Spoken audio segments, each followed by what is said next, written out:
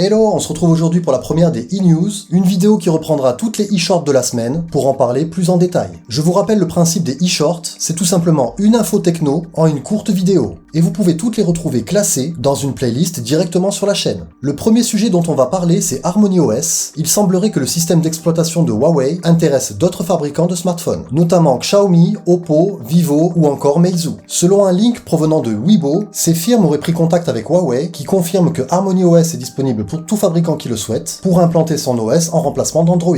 Huawei positionne ainsi son propre système d'exploitation comme une réelle alternative à iOS ou Android.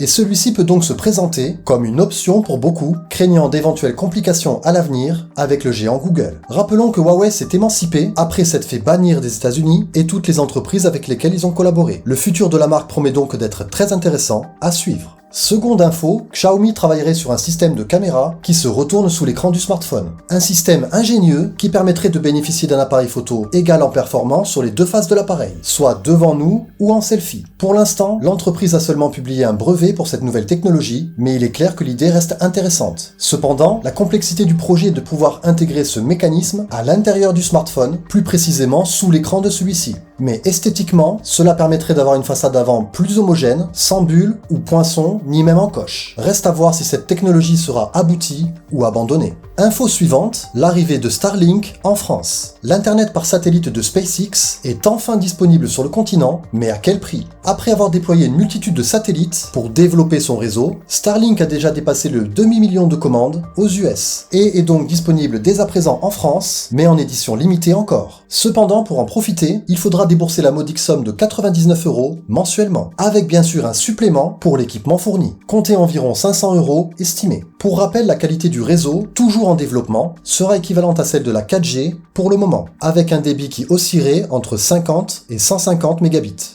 On passe tout de suite à la dernière info, un nouveau malware sur Android.